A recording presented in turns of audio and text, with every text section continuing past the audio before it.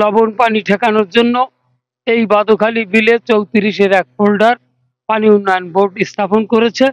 এই বিলের আমার পিছনে বাদুখালী বিল, এই বিলে 14,000 একর জমি। এই জমির পানি নিষ্কাশনের জন্য 4টি সুইচ গেট আছে। আমি 2 নম্বর সুইচ গেটের উপর দাঁড়ানো আছি।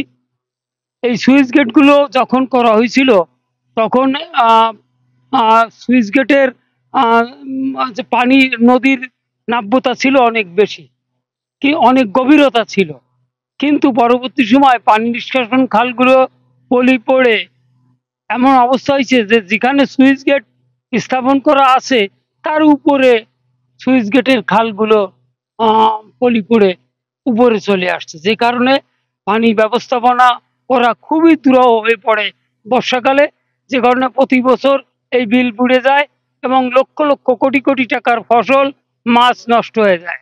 কোনো পানি নিষ্কাশন হতো না। এবার এই খাল খননের ফলে পানি উন্নয়ন বোর্ড যে খালটি খনন করে দিয়েছে 3 নম্বর গেট শ্রীঘাটের, এর ফলে পানি নিষ্কাশন ব্যবস্থা আরও ভালো হবে এবং আমরা আশা করছি সামনে এই মৌসুমে আমরা ভালো সবজি ভালো মাছ উৎপাদন করতে পারবো। আর এই 2 নম্বর গেটের জরাজীর্ণ অবস্থা, এটা সংস্কার হয়নি। আমরা পানি উন্নয়ন বোর্ডের কাছে দাবি জানাবো যে এটারও সংস্কার হোক এবং একটা ফ্লাশ গেট করা হোক। এসএমসি ওটসালাই এলো আরো উন্নত নতুন প্যাকে, জীবন বাঁচায়, জীবনকে এগিয়ে নিয়ে যায়। আমাদের এখানে আপনার পানি উন্নয়ন বোর্ডের 2 নং গেট, সেই গেটের উপরেই আমি দাঁড়াইয়ে আছি। এই গেট থেকে আপনার বাদুখালী বিলের বহু জমি আছে, এই জমির মৎস্য ঘের আছে, সেই ঘেরের এবং এই খালের পানি এই গেট থেকেই সরবরাহ হয়। কিন্তু গেটটা এতটা নিচু হয়ে গেছে বর্তমানে, এই নিচু হওয়ার কারণে পানি সরবরাহ জোয়ার ভাটা সুন্দরভাবে পরিচালিত হয় না।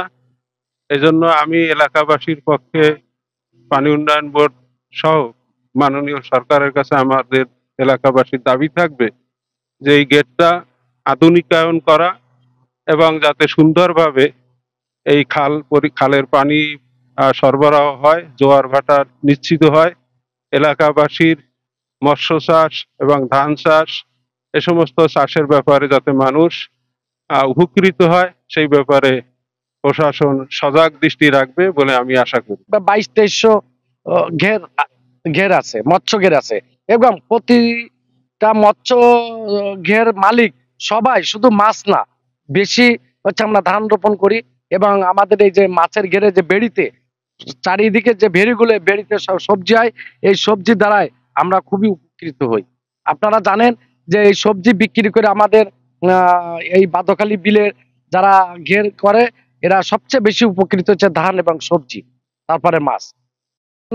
আপনাদের আয়াবের যে চেষ্টা এবং আমাদের স্থানীয় লোকজন আমরা যে চেষ্টা করেছি, আল্লাহর রহমতে সার্থক হয়েছে।